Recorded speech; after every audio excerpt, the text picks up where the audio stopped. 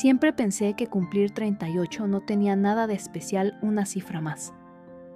Pero para Ethan, mi marido, y Lauren, mi mejor amiga, fue la ocasión perfecta para bajar el telón de una obra que llevaban interpretando a mis espaldas durante un año entero. La fiesta fue en Maison Flair, un restaurante francés elegante en pleno centro de Oporto. Luces tenues doradas, violines susurrando desde una esquina y rostros familiares sonriéndome uno tras otro. Todo orquestado por Lauren como una gran sorpresa. Me abrazó con la efusividad de quien sigue siendo esa amiga que una vez me sostuvo mientras lloraba desconsoladamente la muerte de mi madre. Ethan estaba junto a ella impecable con el traje que le regalé la última Navidad. Me rodeó los hombros con el brazo y murmuró: «Esta noche es toda tuya». Pensé que estaba a punto de lanzarse con otro de sus discursos lacrimógenos de cada año. Algo tipo: «Maya es la luz de mi vida» o «No imagino este mundo sin ella». Palabras a las que ya me había acostumbrado, pero esa noche su voz tenía otro color. Levantó la copa desde el centro del salón y su sonrisa barrió la sala como una ola cuidadosamente ensayada. Antes de brindar por Maya, dijo: «Hay algo que quiero compartir». Sostuve mi copa de cristal sonriendo, hasta que vi a dónde iban sus ojos. No hacia mí, hacia Lauren. Ella dio un paso al frente. La luz realzó el brillo del vestido de seda verde que irónicamente yo misma le había recomendado hace apenas unas semanas. No desvió la mirada, al contrario, la mantuvo firme con una expresión de victoria contenida. Ethan inspiró y dijo sin titubear: «Maya ha sido una parte importante de mi vida, pero a veces el amor aparece donde menos lo esperas». Sentí el pecho comprimirse. Un murmullo sordo recorrió la sala y entonces Lauren habló. Su tono era dulce, como si narrara una anécdota trivial entre amigas. «No queríamos que pasara así, pero estamos enamorados y necesitamos vivir con honestidad lo que sentimos». No hubo brindis ni un solo chinchín, solo ese tipo de silencio denso que succiona el aire de una habitación y lo convierte en ceniza. Lauren me observó esperando. Tal vez imaginó que rompería a gritar o que me derrumbaría en lágrimas, pero no. Lentamente llevé la mano al brazalete de zafiros que Ethan me regaló en nuestro 5º aniversario. Lo desabroché con cuidado y lo deposité junto al pastel de mousse de chocolate que según Lauren me haría llorar de alegría. Sostuve la mirada de Ethan sin pestañear. «Elegiste mi restaurante favorito, mi cumpleaños, y a la mujer que consideraba una hermana para representar esta pequeña función». «Te reconozco algo», dije. «Aún te queda estilo». Lauren abrió la boca, pero levanté la mano para silenciarla. «Te pusiste el vestido que te sugerí, escogiste el lugar que amo e invitaste a las personas en las que más confiaba para ser testigos de tu traición. Espero que haya estado a la altura de tus fantasías». Y luego giré hacia Ethan con la voz más helada que una madrugada de enero. «¿Y tú?» No necesito una sola palabra más de un hombre que elige este modo de poner fin a un matrimonio. Agarré el bolso y caminé hacia la salida. Cada paso me pesaba como plomo fundido, pero no bajé la cabeza ni una sola vez. Justo al tocar el cristal de la puerta, un camarero joven se acercó con timidez. «Perdón, señorita Maya. Sé que no debería decir esto, pero vinieron muchas veces este último año. Siempre decían que era una reunión privada de trabajo». Le dediqué una leve sonrisa, no de sorpresa, sino de confirmación silenciosa. «Gracias», respondí firme pero serena. «No eres el primero que elige el lado correcto». Empujé la puerta. Afuera la noche de Oporto era fría y borrosa, pero había una certeza que me abrigaba el alma. Su espectáculo había terminado, y el mío acababa de comenzar. Después de aquella noche de cumpleaños desaparecí. No al estilo dramático de me fui a encontrar a mí misma en la montaña. No, lo que planeaba no necesitaba altura sino profundidad. Para quienes creían conocerme, desaparecí por completo. Solicité una excedencia de 3 semanas en el bufete Martin y Rogers, alegando motivos personales, y abandoné la casa que apestaba a recuerdos podridos. Alquilé un apartamento diminuto en el distrito artístico de Alberta, utilizando el apellido de soltera, de mi madre Maya Callahan.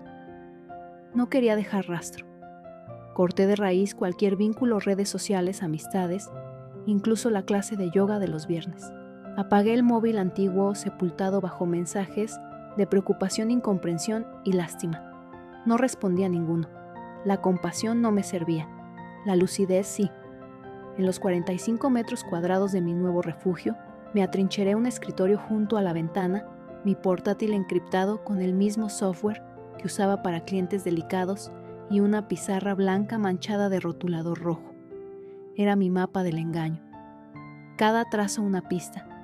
Durante el día me presentaba puntual en la oficina, sin quejas, sin errores, sin gestos.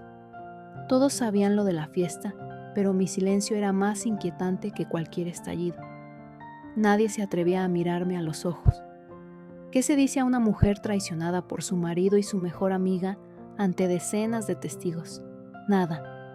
De noche me convertía en sombra y excavadora. El portátil de Ethan, el MacBook, que yo misma le actualicé, seguía sincronizándose con iCloud. Siempre decía, tú entiendes la tecnología mejor que yo. Irónico. Me metí en su correo de trabajo. Encontré carpetas ocultas, intercambios con Lauren que creían eliminados, algunos cifrados. Pero la contraseña era de entre todas las cosas mi fecha de nacimiento. Un mensaje me heló la sangre. Lauren, ¿ella sospecha algo? Ethan Maya no tiene ni idea. Siempre confía en la gente. Tranquila, no es de las que se vengan. Lo leí una y otra vez. Era casi un manifiesto, una lectura errónea de quién soy. Archivaba cada archivo como quien carga un arma. Descargué su historial financiero completo. Inversiones recientes, compras de propiedades que no incluían mi nombre. Cuentas ocultas jamás mencionadas en nuestro matrimonio. Luego fui a por Lauren. Su Instagram privado para amigos cercanos ofrecía más de lo que esperaba. Fotos de nuevas propiedades, copas de champán y leyendas que hablaban de la vida que por fin se merece. Incluso encontré una imagen firmada a la cesión de acciones de una pequeña empresa donde Ethan había invertido años atrás. La receptora era Callahan Estates LLC. Callahan, mi apellido materno. Usaron mi identidad para blanquear una transferencia antes de oficializar el divorcio. Me recorrió un escalofrío. Esto no era solo traición sentimental. Era un saqueo planificado con la frialdad de un bisturí, una estafa con disfraz de amor. Empecé a guardar todo en un disco duro cifrado. Tenía a alguien en mente, una vieja compañera de universidad que ahora trabajaba en la oficina del auditor del estado de Oregón. Pero antes de llegar a ella, necesitaba contactar con una figura más incisiva. Quincy Moss, el periodista de investigación que destapó el escándalo financiero del ayuntamiento 3 años atrás. Todavía conservaba el correo de agradecimiento que me envió cuando le conecté con un testigo clave en aquel caso. Le escribí solo una línea. Tengo una historia más grande que la del Fondo Ferroviario de 2021. Quiero verte. Sin nombres. Al pulsar enviar, miré por la ventana. La ciudad seguía su ritmo, luces brillando, gente sin saber. Mientras tanto, yo, la mujer olvidada y humillada ante los ojos compasivos de una multitud, redibujaba el mapa de una guerra. Una guerra que jamás creyeron que sería capaz de pelear. Ethan solía decirme, eres demasiado buena para entender cómo funciona este juego. Puede que tuviera razón. Pero cuando la gente buena deja de ser ingenua, no les queda nada que perder. Lo supe entonces. Tipos como Ethan y Lauren no caen con un golpe directo. Florecen en esa niebla moral donde todo se puede retorcer con las palabras adecuadas al oído correcto, en el momento justo. Por eso no hice ruido. No fui a la prensa. Empecé por lo sutil. Me construí una nueva identidad inversora inmobiliaria interesada en el mercado de Portland. Creé 2 cuentas de correo anónimas, cada una con una identidad falsa meticulosamente construida. Una se hacía llamar Marisa Cole, supuesta inversora de Seattle. La otra, Helen Kim, se presentaba como representante de un fondo privado de crédito. A través de Helen, me puse en contacto con antiguos clientes de Lauren, ahora directora ejecutiva de una firma de corretaje llamada LNK Collective. Mientras tanto, Marisa se dirigía a antiguos socios de Ethan, quien recientemente había reaparecido en escena como consultor especializado en reestructuración de empresas. Un espectáculo de relaciones públicas envuelto en trajes a medida y frases vacías cuidadosamente ensayadas. Cada llamada, cada correo era quirúrgicamente diseñado para sembrar inquietud en el lugar exacto. He oído que podría haber discrepancias en sus declaraciones de activos. ¿Es cierto? ¿O alguna vez recibió un contrato adicional? No acusaba, no afirmaba, tan solo insinuaba y dejaba que la semilla del recelo hiciera su trabajo, porque la duda, cuando se planta con precisión, no tarda en florecer en algo mucho más destructivo, la desconfianza. Al mismo tiempo, comencé a filtrar documentos de manera selectiva a los organismos pertinentes. Envié a la Comisión de Valores del Estado de Oregón pruebas de actividades de inversión no declaradas desde el fondo de Ethan. A la División de Inspección Fiscal remití contratos inflados, listados de clientes ficticios y manipulaciones contables que Lauren usaba para aparentar éxito. Fotografías en las que aparecía ella negociando en privado con un promotor inmobiliario junto a imágenes de obras paralizadas y abandonadas. Todo ello fue enviado sin firmar, sin rastro a Civic Line, el medio digital que disfrutaba destripando escándalos éticos en el mundo empresarial del Pacífico Noroeste. No dejé ni una huella. Cada archivo fue enviado desde redes cifradas y servicios de correo anónimos con VPN y múltiples capas de seguridad. En la esquina inferior de cada documento dejé un pequeño símbolo, un fénix plateado, un detalle invisible para todos menos para mí. Porque yo lo diseñé, porque esa noche cuando me quité la pulsera de zafiros, durante aquella cena de cumpleaños, supe que Maya, la antigua Maya, ya no existía. Y no fui la única que aguardaba el momento justo para desenterrar la verdad. Un miércoles por la tarde recibí un correo inesperado de Miles Harrington, el mismo periodista al que Ethan amenazó con una demanda en 2018 por publicar un artículo sobre un turbio acuerdo urbanístico en suelo público. En aquel entonces, Ethan representaba a los promotores y logró silenciar el reportaje, manipulando cláusulas contractuales. El mensaje de Miles decía: «No sé quién eres, pero he verificado los 3 primeros archivos. Todo concuerda. Si tienes más, llegaré hasta el final. Me lo debo». Le envié 2 más. Uno de ellos contenía una grabación en la que se escuchaba a Ethan hablar con un agente local. En tono burlón, sugería recortar la calidad de los materiales en la fase inicial de obra. «Los clientes no lo notarán», dijo riéndose. El primer artículo de Miles se publicó un lunes por la mañana. Titular conciso y afilado como un bisturí. Tras el cristal, Ethan Brooks y la telaraña de sociedades fantasma. No lo acusaba directamente, pero las preguntas planteadas eran suficientes para desatar un vendaval en los círculos financieros e inmobiliarios de la ciudad.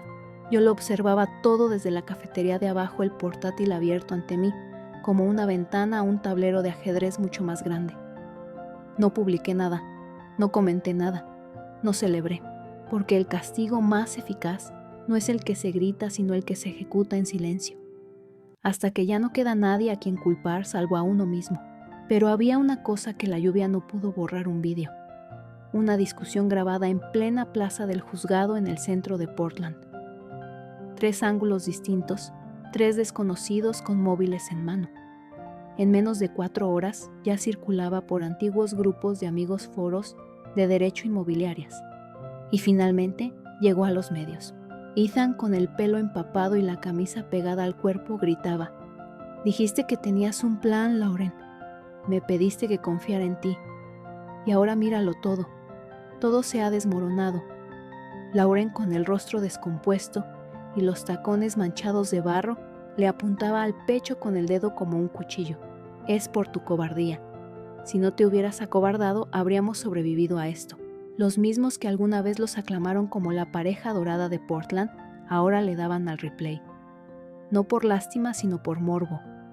El vídeo titulado «Cuando el poder se desploma, la caída de la pareja estrella de Portland» acabó siendo proyectado incluso en un seminario de marketing como ejemplo perfecto de autodestrucción pública. Y entonces vino el derrumbe. Las cuentas empresariales de Lauren congeladas por orden del banco tras una solicitud directa de Hacienda. Todos los contratos de corretaje fueron anulados de golpe. Ethan citado por el Comité de Ética del Colegio de Abogados. Su declaración de bienes transferida a una auditoría externa. Curiosamente, una de las asesoras senior asignadas al caso, era antigua compañera mía en Yale. Me escribió un único mensaje: es lo peor.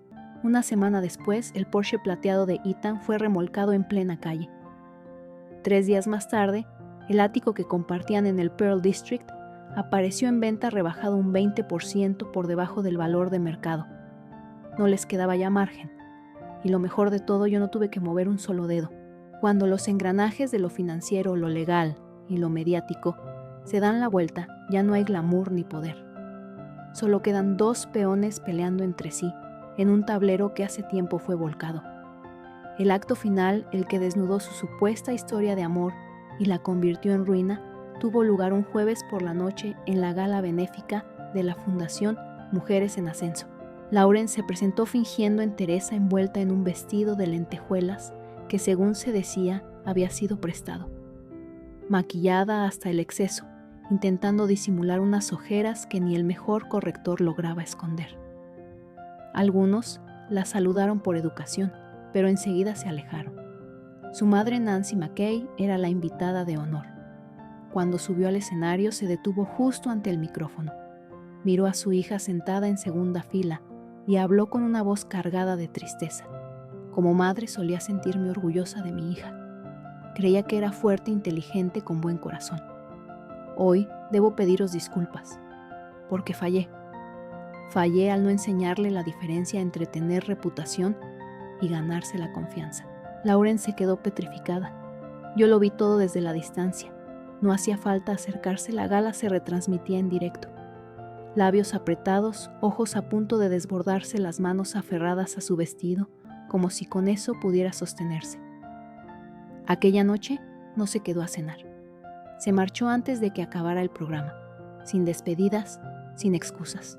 A la mañana siguiente recibí un mensaje anónimo, solo un enlace.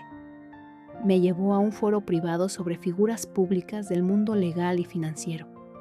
El último hilo abierto tenía un título sencillo: Maya Callahan, la mujer silenciosa que nunca fue débil.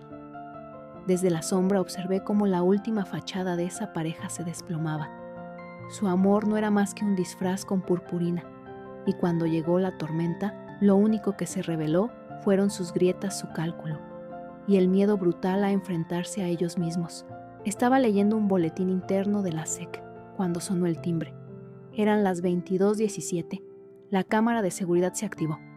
En la pantalla apareció un rostro que no veía desde hacía más de medio año. Ethan, ojeroso sin afeitar, con el rostro hundido y una chaqueta arrugada entre las manos. Se quedó un rato quieto frente a la puerta. Luego volvió a llamar, apenas rozando la madera con los nudillos, como si temiera que si hacía ruido yo desapareciera. Le hice esperar exactamente 3 minutos, uno por cada año que Ethan y Lauren me traicionaron a escondidas. Después pulsé el botón que abría la puerta del ático. Ahora estaba a mi nombre, aunque conservaba el mismo título que elegimos juntos cuando cumplí los 30. Pero dentro nada era igual. Nuevo sofá. Las paredes ahora de un gris ceniza que helaba. Las fotos de nuestra boda reemplazadas por láminas abstractas y vacías.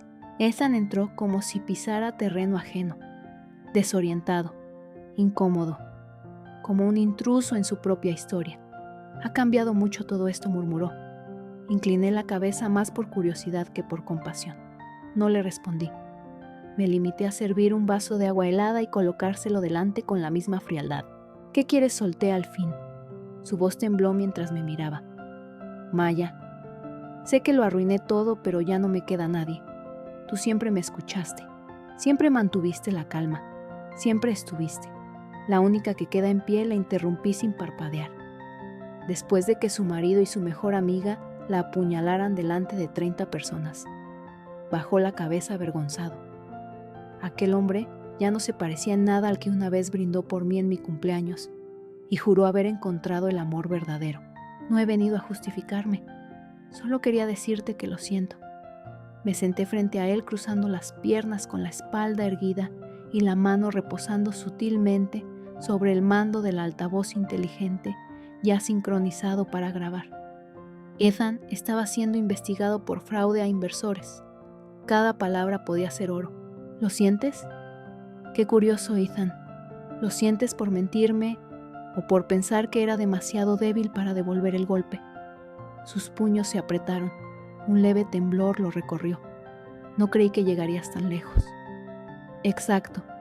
Por eso tú estás ahí vacío y yo aquí sentada en lo que solías llamar propiedad conyugal indivisible. Miró a su alrededor con los ojos enrojecidos. Lauren se marchó de Portland, liquidó todo lo que le quedaba para pagar sus deudas personales. Su madre la ha desheredado.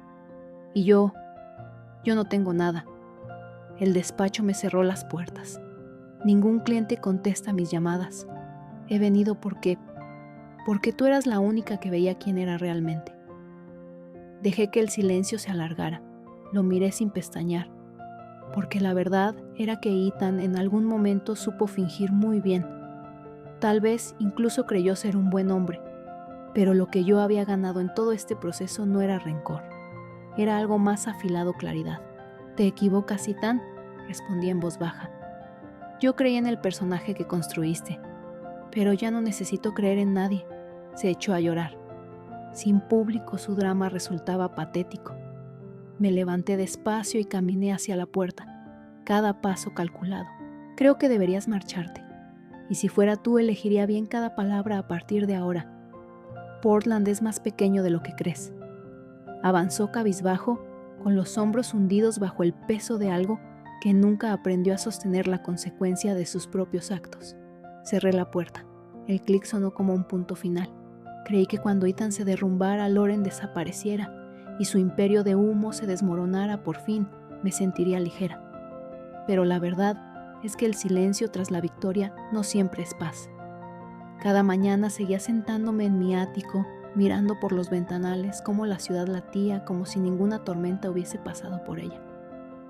Bebía café en una taza escogida, con precisión leía las noticias financieras y repasaba mi lista mental de traidores. Uno a uno los iba tachando. Pensé que eso era la libertad, pero no lo era. Era una forma meticulosa de aislamiento.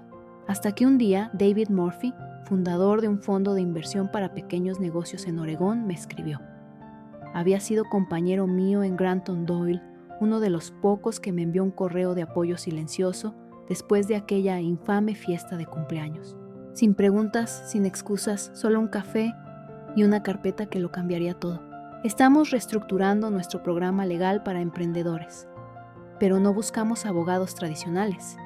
Queremos a alguien como tú. Alguien como yo, sí.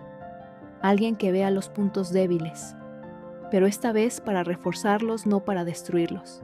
Leí cada página con una mezcla de rabia contenida y una inesperada ternura. Cuanto más avanzaba, más sentía como si alguien me aferrara del brazo justo cuando estaba a punto de caer al abismo. Dije que sí. Sin ruido, sin anuncios en LinkedIn, sin declaraciones grandilocuentes. Simplemente subí al 9º piso de un edificio antiguo, en East Burnside.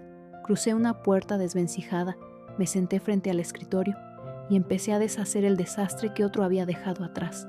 Mi primer caso fue una tienda de velas y aceites esenciales, propiedad de Claire Jennings, una madre soltera, con el alma hecha jirones. La pandemia había hundido sus ventas y estaba a punto de perderlo todo, por culpa de un contrato de arrendamiento diseñado para asfixiarla. Nos vimos en su tienda, un espacio diminuto, donde flotaban aromas de lavanda y naranja dulce. Pero sus ojos no olían a nada, estaban vacíos, vencidos como si ya hubiese empezado a meter su sueño en cajas de cartón.